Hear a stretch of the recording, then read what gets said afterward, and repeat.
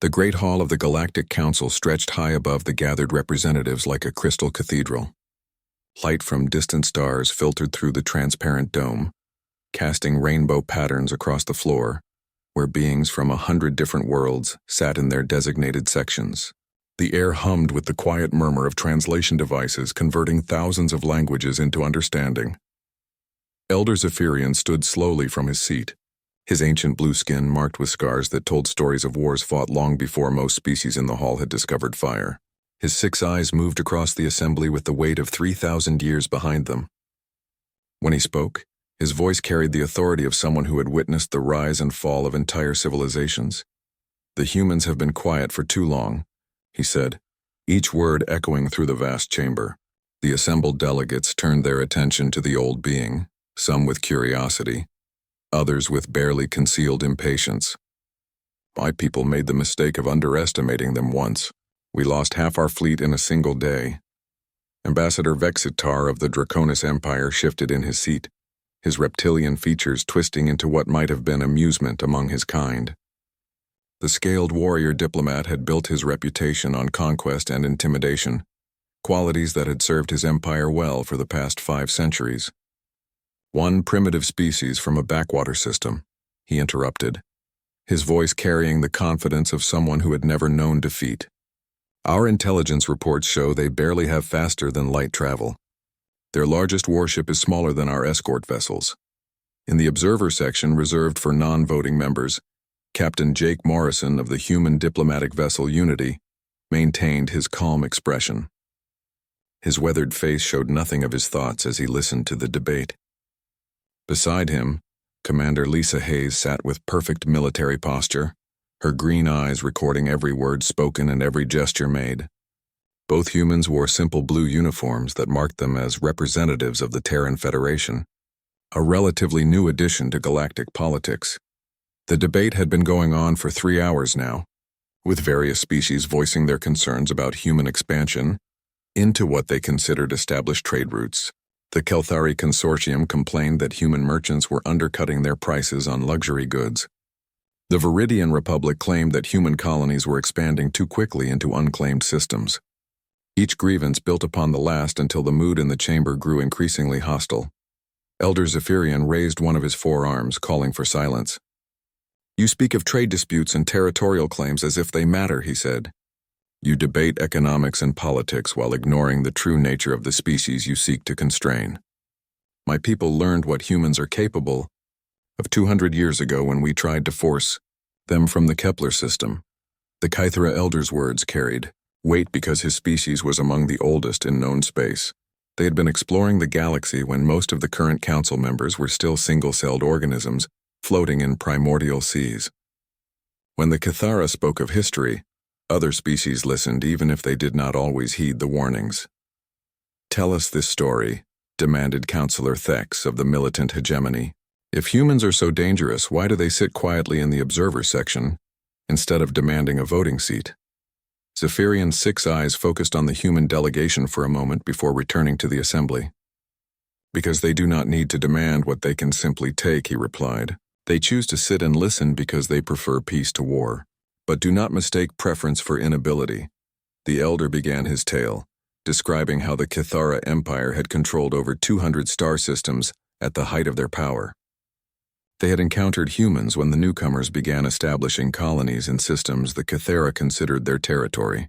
Like many species before and since, the Cathara had assumed that technological superiority would guarantee victory. "We sent a fleet of 50 ships to remove them from 3 systems," Zephyrian continued. "Our vessels were larger, our weapons more advanced, our armor thicker. We had fought and defeated dozens of species across the galaxy. The humans had perhaps 20 ships, most of them converted cargo vessels and mining platforms. The battle should have lasted minutes. Instead, it raged for 18 hours as human crews demonstrated a level of tactical innovation that shocked the Cathara commanders.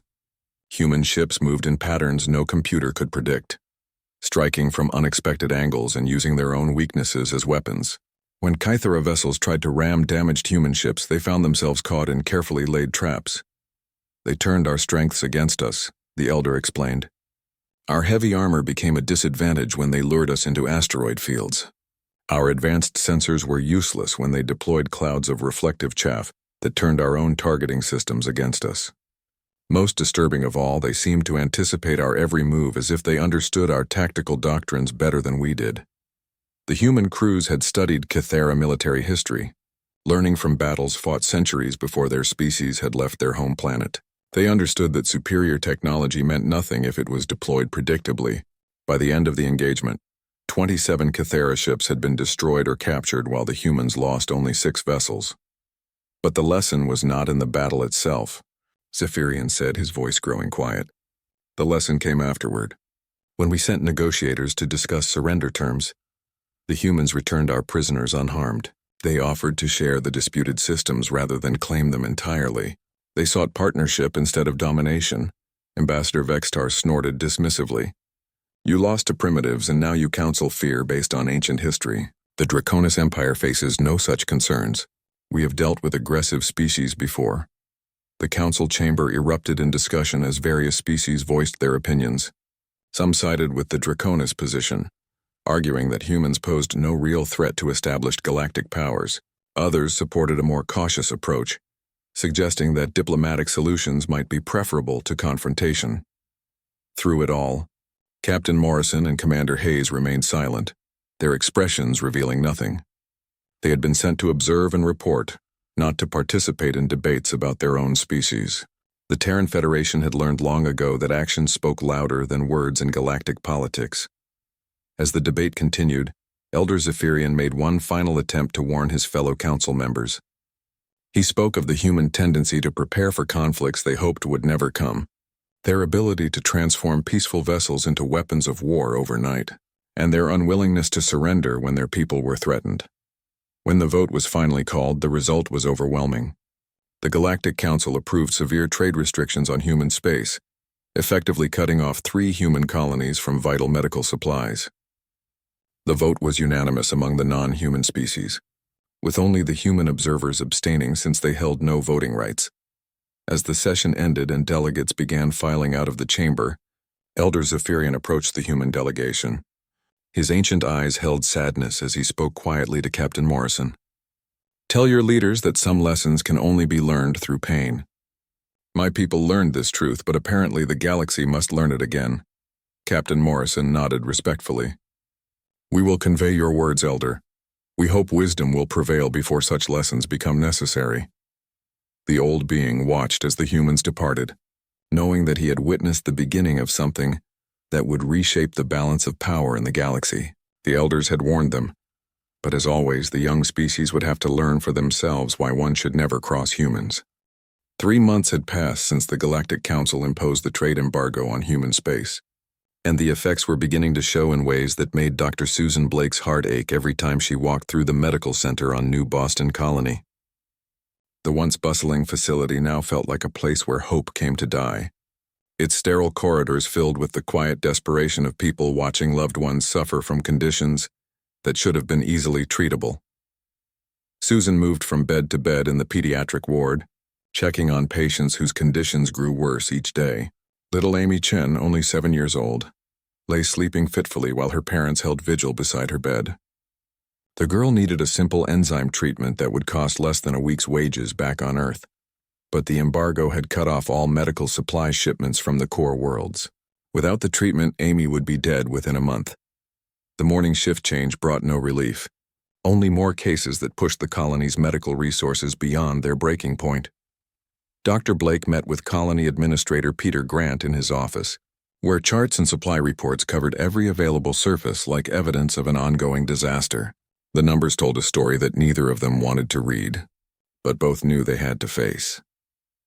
We have lost 12 children this week, Susan reported, her voice steady despite the exhaustion that seemed to seep into her bones. The pharmaceutical reserves are down to less than 10% of normal levels. We are rationing antibiotics that should be given freely, and our cancer patients are suffering without proper pain management. Peter Grant looked older than his 50 years as he studied the reports spread across his desk. The colony administrator had overseen New Boston's growth from a small mining outpost to a thriving community of over 40,000 people, but he had never faced a crisis like this one.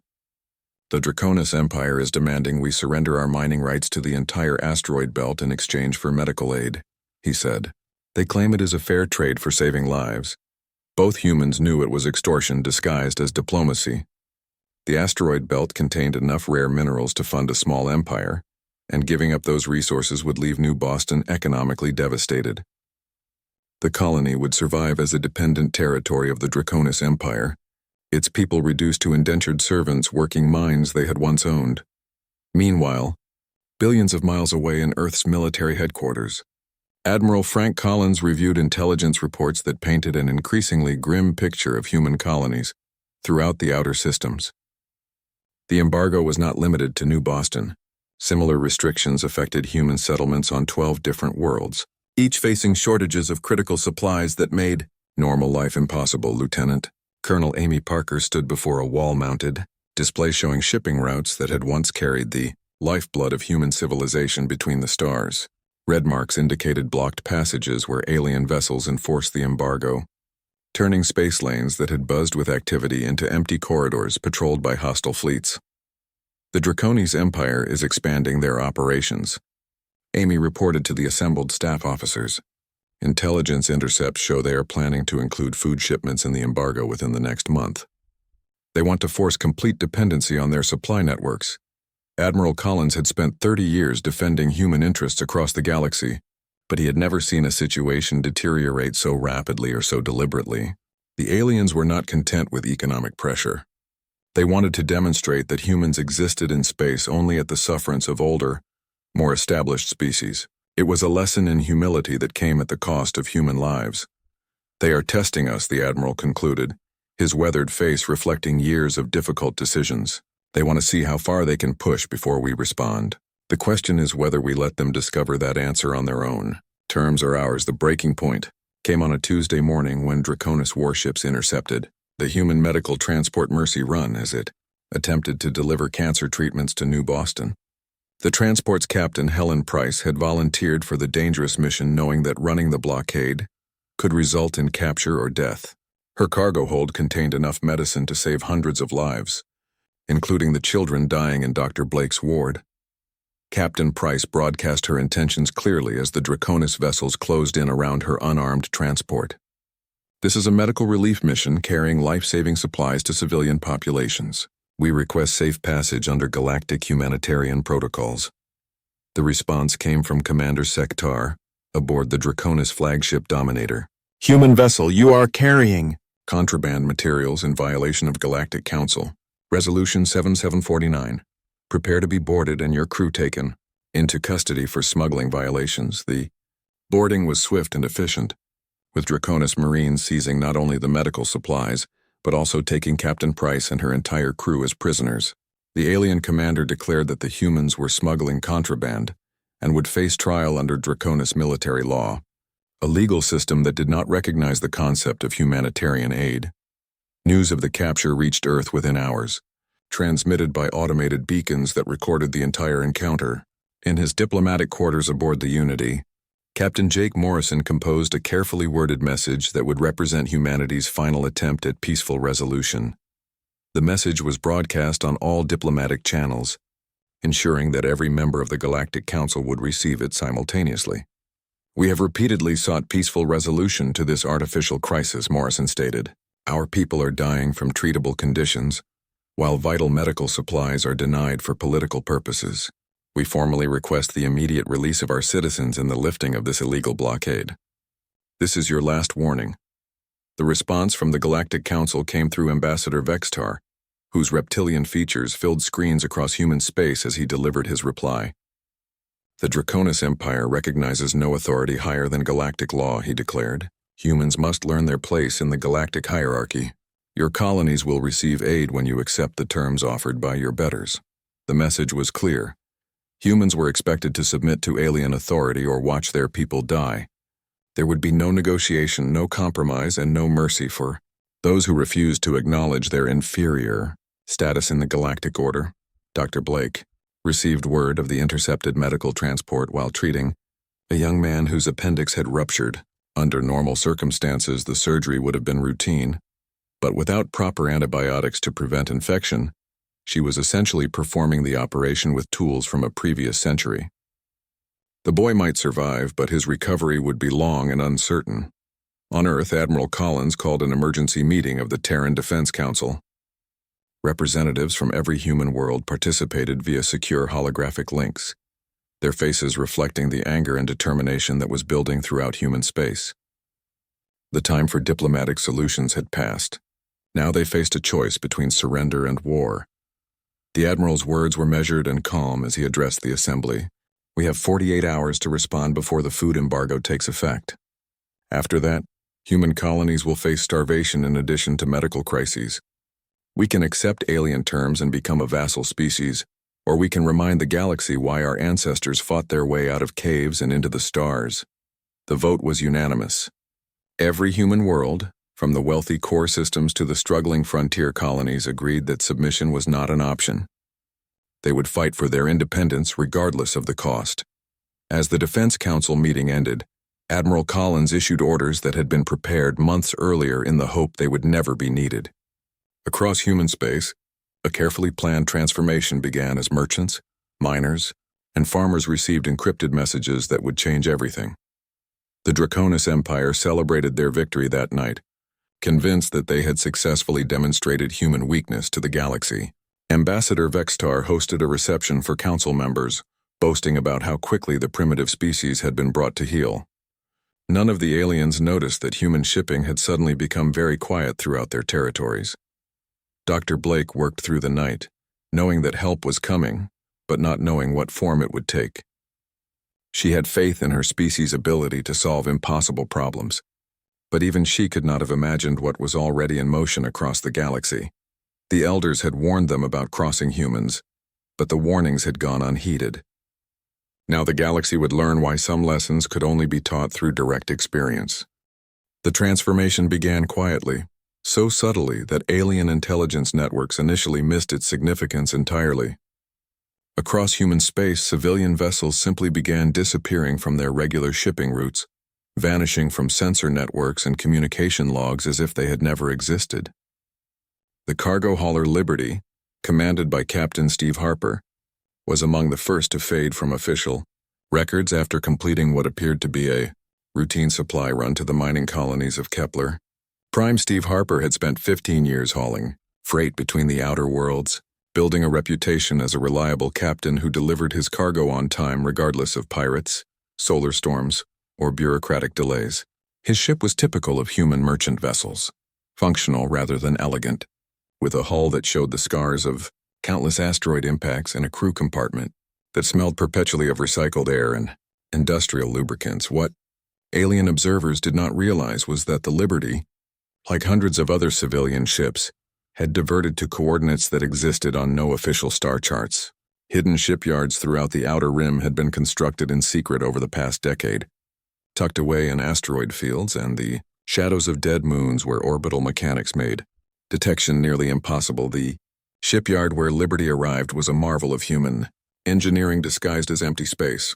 Massive construction bays had been carved into the heart of a metallic asteroid, their entrances concealed by holographic projectors that made approaching vessels see only ore deposits and rocky debris. Inside, teams of engineers worked around the clock under the direction of specialists like Rebecca Stone, whose expertise in military retrofitting had made her invaluable to the secret project. Rebecca moved through Liberty's cargo bay with the efficiency of someone who had performed similar conversions dozens of times before. Her team stripped away bulkheads and storage compartments, replacing them with military-grade armor plating that could withstand direct hits from destroyer-class weapons. The ship's innocent-looking communication array was enhanced with electronic countermeasures sophisticated enough to fool capital ship sensors. The most dramatic changes came in the ship's propulsion and weapon systems. The standard cargo bay doors were reinforced and equipped with concealed missile launchers, their firing ports disguised as maintenance hatches. The navigation deflector array was modified to project defensive screens that could absorb energy weapon strikes. Most impressively, the main cargo hold was converted into a hangar bay capable of launching fighter craft that appeared on sensors as nothing more than cargo containers. Every aspect of the conversion was designed to maintain the ship's appearance as a harmless freighter. When the work was complete, Liberty looked exactly as it had before, but beneath its unremarkable exterior lay the firepower of a heavy cruiser. Captain Harper and his crew spent weeks learning to operate their transformed vessel, training with combat instructors who taught them tactics developed specifically for converted civilian ships. The retrofit process was coordinated by Admiral Collins and his deputy, General Marcus Webb, who oversaw similar operations at hidden facilities throughout human space. The scale of the undertaking was staggering. Every human vessel larger than a personal transport was brought in for military conversion. Passenger liners became troop carriers. Mining ships were equipped with weapons designed to crack asteroids but equally effective against armor plating. And even luxury yachts were fitted with sensor arrays that could coordinate fleet operations. The most challenging aspect was training civilian crews for combat operations. Farmers, miners, and traders found themselves attending crash courses in military tactics, taught by instructors like Sergeant Tony Rivera, a veteran of the border conflicts who had volunteered to share his expertise with citizen soldiers. The training was intensive but practical, focusing on the specific advantages that converted civilian vessels could exploit in battle. Tony emphasized the psychological aspects of their unusual situation during his briefings. "You are not military personnel pretending to be civilians," he explained to a group of cargo hauler crews. "You are civilians who happen to have military capabilities. The enemy will see merchant ships and mining platforms right up until the moment you reveal your true nature. That surprise is your greatest weapon." Back on New Boston, Dr. Susan Blake continued her desperate fight to save lives with dwindling medical supplies. She had no knowledge of the massive military preparation taking place throughout human space, but she received an encrypted message that filled her with cautious hope. Medical supplies incoming. Be ready for anything. The message was typical of the communications being sent to human colonies throughout the embargo zone. Civil administrators were warned to prepare for possible conflict, without being told specific details that might compromise operational security. The civilian population was kept informed enough to avoid panic, while remaining ignorant of the military preparations that might save them. The Draconis Empire remained completely unaware of the transformation taking place under their surveillance networks. Their intelligence reports noted only that human civilian traffic had decreased significantly, which they interpreted as evidence that the embargo was working exactly as intended. Ambassador Vextar used the shipping data to support his claims that humans were being brought to heel through economic pressure. Draconis fleet commanders received reports showing normal patrol patterns and routine enforcement actions. Human vessels that approached embargo zones were turned away without incident, their crews appearing appropriately subdued by the display of alien military power. What the aliens failed to notice was that the same ships often returned to the same areas multiple times, as if their captains were conducting reconnaissance missions. Elder Zephyrian, however, recognized the signs that younger species missed. The ancient Kithra had seen similar patterns before, during the conflicts that had cost his people so dearly 2 centuries earlier. He sent urgent warnings to members of the Galactic Council, but his messages were dismissed as the paranoid concerns of a being whose time had passed. The council chamber itself had become a place of celebration rather than concern. Alien representatives praised the success of their economic warfare against the human colonies, sharing intelligence reports that showed declining ship movements and reduced communications traffic from human space. They interpreted the silence as evidence of a species learning to accept its proper place in the galactic hierarchy. What they were actually witnessing was the calm before a storm that would reshape their understanding of human capabilities. The converted civilian fleet represented more than military hardware. It embodied the human tendency to prepare for conflicts they hoped would never occur, while maintaining the appearance of peaceful intentions. Captain Morrison and Commander Hayes, still serving as observers aboard the diplomatic vessel Unity, maintained their professional demeanor while secretly coordinating with military planners throughout human space. Their ship had also been modified, though more subtly than the merchant vessels. Unity appeared to be exactly what it claimed: a diplomatic transport equipped for extended missions in alien space. In reality, the vessel carried sophisticated intelligence-gathering equipment and communication arrays that kept human command informed about alien fleet movements and strategic planning. The diplomatic mission provided perfect cover for military reconnaissance. allowing human officers to observe their enemies while appearing to seek peaceful solutions.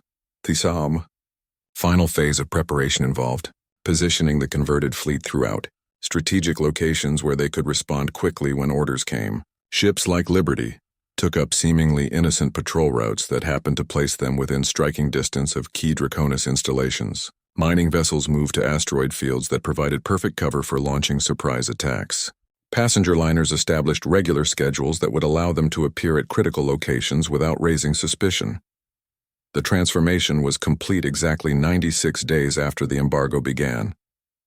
Hundreds of human vessels had been converted from civilian craft to military assets, their crews trained for combat operations while maintaining the appearance of ordinary merchants and travelers. The aliens had succeeded in uniting humanity against a common threat, but they remained blissfully unaware of what their actions had created. Admiral Collins reviewed the final deployment reports from his headquarters on Earth, knowing that the next phase would determine whether humans remained a free species or became vassals to alien empires. The fleet was ready, the crews were trained, and the element of surprise was complete. The time for warnings had passed. Now the galaxy would learn why the Elders had tried so desperately to prevent this moment from arriving. The attack began at exactly 800 Standard Galactic Time across 17 star systems simultaneously, catching the Draconis Empire completely unprepared for what their own intelligence networks had failed to detect. What appeared to be routine merchant vessel traffic suddenly revealed itself as the largest coordinated military operation the galaxy had witnessed in over 3 centuries. Captain Steve Harper stood on the Bridge of Liberty as his ship dropped out of hyperspace directly above Draconis Naval Base Omega, the primary staging area for embargo enforcement operations. The massive alien installation sprawled across the surface of a barren moon, its defensive platforms and docking facilities designed to project power throughout the surrounding systems. Harper's converted cargo hauler appeared on their sensors as nothing more than a lost freighter that had stumbled into restricted space. "This is Captain Steve Harper of the human vessel Liberty," he broadcast on all military frequencies, his voice carrying the calm authority of someone who had spent years navigating dangerous space lanes. "We are here for our people and our medicine. Stand down, and no one gets hurt." The response from Base Commander Thekvar was exactly what Harper expected, laughter echoing across the communication channels. The Draconis officer found the situation amusing beyond belief. A single cargo vessel was demanding the surrender of a military installation that housed over 50,000 personnel and enough firepower to sterilize a planet. "Human fool," Commander Thekvar replied, his reptilian features twisted into what passed for amusement among his species. "Your pathetic vessel will be destroyed as an example to any others who dare challenge Draconis authority. All batteries target the merchant ship and prepare to fire." The commander's laughter died. Instantly, when Liberty's disguised cargo bay doors opened to reveal launch tubes containing enough missiles to overwhelm the base's defensive systems. Concealed weapon ports along the ship's hull began deploying beam arrays with power outputs that should have been impossible for a vessel of Liberty's apparent size. Most shocking of all, the ship's defensive screens activated with energy signatures that matched heavy battle cruisers rather than civilian transports. Harper's voice remained calm as he repeated his offer. "This is your last chance to surrender peacefully. We have no desire to cause unnecessary casualties, but we will recover our people and our supplies." Similar scenes played out across the galaxy as the hidden human fleet revealed itself in perfect coordination. The converted passenger liner Starliner, under Captain Janet Ross, materialized above the Draconis prisoner compound on Zerion Prime, where the crew of the captured medical transport was being held. Mining platforms commanded by veterans like Captain Bill Turner emerged from asteroid fields to threaten supply depots that supported the embargo. Operations that Admiral Frank Collins coordinated, the operation from his flagship Retribution, a vessel that appeared to be a diplomatic cruiser, but carried enough firepower to engage entire enemy fleets. His command staff worked with precision, born of months of careful planning, directing the movements of hundreds of ships that had once been simple cargo haulers and passenger transports. The Draconis response was hampered by their complete inability to understand what they were facing. Fleet Admiral Korex, commanding the Embargo Enforcement Group, ordered his ships to engage what he still believed were lightly armed civilian vessels. His heavy cruisers moved to intercept the human ships with the confidence of predators approaching helpless prey. The first exchange of fire shattered that confidence instantly. Captain Harper's Liberty absorbed direct hits from Draconis heavy guns without suffering significant damage, its converted hull plating designed to withstand exactly that type of punishment. When Liberty returned fire, its concealed weapon systems targeted the enemy cruiser's weak points with surgical precision that spoke of detailed intelligence gathering and careful preparation. Commander Hayes led a squadron of ships that had once been medical transports but now carried enough electronic warfare equipment to blind entire enemy fleets. Her vessels moved through space with the agility of fighters despite their bulk, using gravitational assists and momentum conservation techniques that turned physics itself into a weapon. Captain Morrison commanded the diplomatic vessel Unity, which had been secretly armed with some of the most advanced weapons in the human arsenal. His ship appeared to be exactly what it claimed, until the moment its concealed armaments revealed themselves, striking at enemy vessels that had dismissed it as harmless. The fighting was brief but devastatingly one-sided. Human tactics proved superior in every engagement, combining the practical experience of civilian crews with cutting-edge military technology. Engineer Rebecca Stone's retrofit designs allowed converted cargo ships to outmaneuver heavy Draconis warships while delivering firepower that shocked even human commanders. The psychological impact was as important as the physical damage. Draconis crews found themselves fighting enemies that should not have existed, civilian vessels that fought like military units while maintaining the appearance of harmless merchants. The aliens had prepared for conventional warfare against human military forces, not for a conflict where every transport and freighter might be a disguised warship. Within 12 hours, every human prisoner had been freed from Draconis custody. Captain Helen Price and her medical transport crew were recovered from the prison compound on Xerion Prime, along with hundreds of other humans who had been captured during previous embargo enforcement actions. The rescued prisoners reported that they had been treated harshly but not tortured, a distinction that influenced human response protocols. The medical supplies reached New Boston within 18 hours of the operation's beginning, delivered by Captain Ross aboard her converted passenger liner. Dr. Susan Blake watched in amazement as cases of life-saving medicines were unloaded under the protection of human warships that had appeared out of nowhere. Young Amy Chen received her enzyme treatment within hours of the supply delivery, beginning a recovery that would save her life. But the human fleet did not stop with rescue operations and supply deliveries. Admiral Collins had authorized a broader mission designed to ensure that such a crisis could never occur again. Human forces systematically dismantled every Draconis military installation within 50 light-years of human space, targeting command centers, supply depots, and communication networks that supported embargo operations. The attacks were conducted with precision that minimized casualties while maximizing strategic impact. Human commanders offered surrender terms to every enemy facility before opening fire, and they honored those surrenders when they were accepted. Draconis personnel who laid down their arms were treated as prisoners of war, rather than enemies to be destroyed. Captain Turner's mining platform, Rockbreaker, demonstrated the effectiveness of human improvisation when it used its ore processing equipment to disable a Draconis battleship without destroying it. The mining vessel's cutting beams, designed to slice through asteroid rock, proved equally effective at surgically removing weapon systems from enemy warships. The Draconis crew found themselves helpless but alive, their ship captured rather than destroyed. The speed and coordination of the human offensive left alien commanders struggling to mount any effective response. Fleet Admiral Corex attempted to concentrate his remaining forces for a counterattack, but he found his communications networks disrupted and his supply lines severed. Human electronic warfare capabilities, developed by crews who had spent years dealing with solar interference and equipment failures, proved superior to military systems designed for conventional conflicts. The final engagement occurred above the primary Draconis naval facility at Sigma Draconis, where the aliens made their last stand with a fleet of over 200 warships. Captain Harper's Liberty led the human assault, coordinating with dozens of other converted vessels in a battle that demonstrated the full extent of human tactical innovation. The humans used the enemy's expectations against them, appearing to retreat when the Draconis fleet advanced. then revealing that the withdrawal was actually a complex maneuver designed to position alien ships in a carefully prepared trap. When the battle ended, the Draconis fleet had been effectively neutralized with minimal loss of life on either side. Within 72 hours of the operation's beginning, the embargo was completely broken, and the Draconis military presence in human space was eliminated.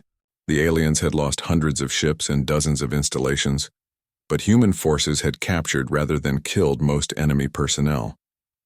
The restraint shown by human commanders would become a crucial factor in the diplomatic aftermath of the conflict. Admiral Collins reviewed the final casualty reports with satisfaction, tempered by sadness for the lives that had been lost unnecessarily.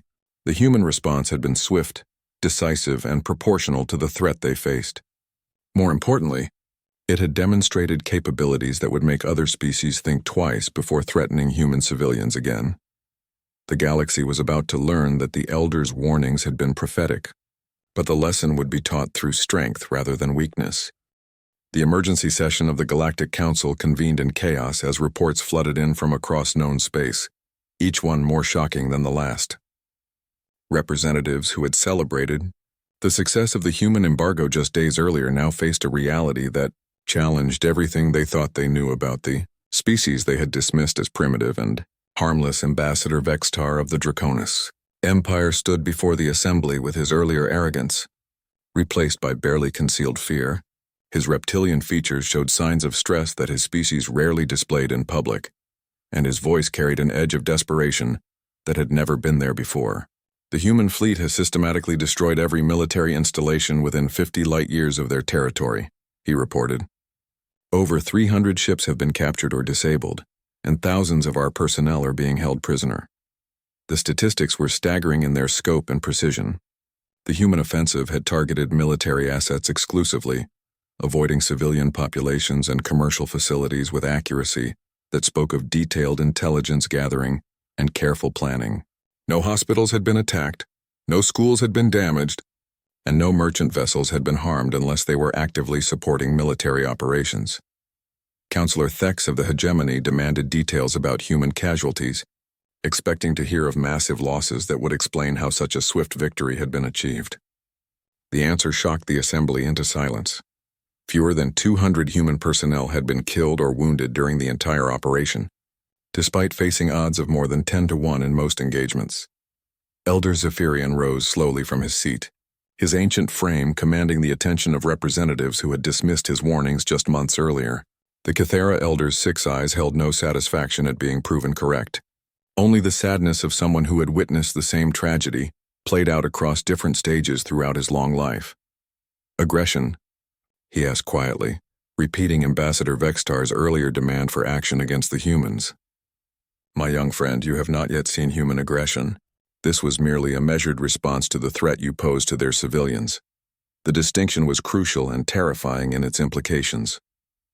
The human fleet had demonstrated the ability to project overwhelming force across vast distances while maintaining strict rules of engagement that minimized casualties. They had shown that they could destroy enemy fleets without becoming destroyers themselves, a level of restraint that suggested confidence in their abilities, that bordered on the supernatural. Captain Jake Morrison entered the council chamber no longer as a quiet observer, but as the representative of a species that had just reshaped the balance of galactic power. His blue diplomatic uniform was the same one he had worn during previous sessions, but everything else had changed. The humans were no longer petitioners seeking acceptance. They were equals demanding respect. The Draconis Empire initiated hostilities by denying medical aid to dying civilians and taking our people prisoner, Morrison stated with calm authority. We responded proportionally to neutralize the threat while minimizing casualties on all sides. Our prisoners have been treated with dignity, according to galactic conventions, and will be returned unharmed once diplomatic relations are normalized. The revelation that humans had captured thousands of enemy personnel without a single reported case of abuse or mistreatment sent shockwaves through the assembly. The precision and restraint of the human operation was more terrifying than mindless destruction would have been, because it demonstrated a level of tactical sophistication that few species could match. Admiral Frank Collins appeared via holographic projection, flanked by General Marcus Webb and Dr. Susan Blake. The military officers wore dress uniforms that conveyed authority without arrogance, while the doctor's presence reminded everyone of the humanitarian crisis that had triggered the conflict. The symbolism was deliberate. Humans fought to protect their people, not to conquer their neighbors. The embargo ends now. Admiral Collins stated with the quiet confidence of someone who held all the advantages. All prisoners will be exchanged according to established protocols. Any future aggression against human civilians will be met with decisive action, but we prefer cooperation to conflict. The Admiral's words carried weight because they were backed by demonstrated capability. The human fleet had revealed itself as a force that could challenge any military power in the galaxy, but it had also shown restraint that suggested its commanders understood the difference between strength and brutality. In the aftermath of the brief war, trade routes reopened and diplomatic relations slowly normalized throughout the affected regions. The Draconis Empire, humbled by their comprehensive defeat, found themselves negotiating with humans as equals rather than attempting to dictate terms to supposed inferiors. The process was painful for a species accustomed to dominance, but it was necessary for their survival. The human response to victory surprised many observers.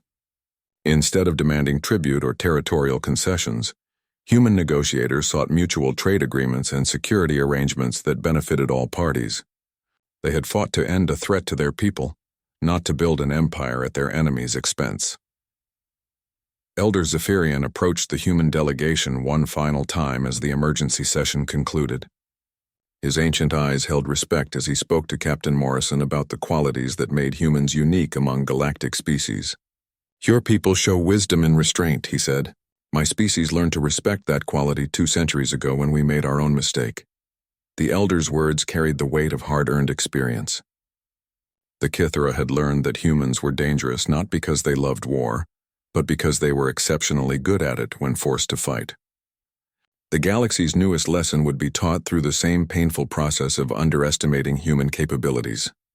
As the human fleet dispersed back to their normal duties, the disguised warships once again became simple cargo haulers and passenger liners. Captain Steve Harper returned to hauling grain between agricultural worlds, his ship's hidden weapons systems sealed behind innocent-looking cargo bay doors. Engineer Rebecca Stone went back to maintaining mining equipment. Her expertise in military retrofitting filed away for future emergencies that hopefully would never come. Dr. Susan Blake resumed her medical practice on New Boston, treating patients with supplies that flowed freely through reopened trade routes. Young Amy Chen made a complete recovery and returned to school, unaware that her survival had been part of a larger conflict that reshaped galactic politics. The colony administrator Peter Grant found himself managing a community that was no longer isolated and vulnerable, but protected by a fleet that could appear anywhere in the galaxy within days. The transformation was remarkable in its completeness. Within weeks of the conflict's end, human space returned to its previous appearance of peaceful commercial activity. Merchant vessels followed established trade routes, passenger liners maintained regular schedules, and mining operations continued their work of extracting resources from asteroid fields and planetary surfaces. But throughout the galaxy, a new understanding emerged among species that had previously dismissed humans as irrelevant newcomers. The quiet merchants and farmers could become warriors overnight if their people were threatened, then return to peaceful pursuits just as quickly. They had turned civilian vessels into instruments of war, then transformed them back when the crisis passed. The lesson was profound and lasting. Humans were not to be trifled with, not because they were warlike by nature, but because they were capable of becoming the most effective warriors in the galaxy when circumstances demanded it. They had demonstrated that preference for peace did not indicate weakness, and that restraint in victory was a sign of strength rather than softness. The Galactic Council's chambers became a different place in the months that followed, with human representatives taking their seats as voting members rather than mere observers. The change was more than procedural. It reflected a fundamental shift in how the galaxy's older species viewed the newcomers from Earth. Trade agreements were renegotiated on more equitable terms, with humans securing access to markets and resources that had previously been denied to them. The economic benefits flowed both ways, as human innovation and work ethic proved valuable to species that had grown comfortable with established ways of doing business. Military planners throughout the galaxy studied recordings of the human offensive, trying to understand how converted civilian vessels had achieved such decisive victories against professional military forces.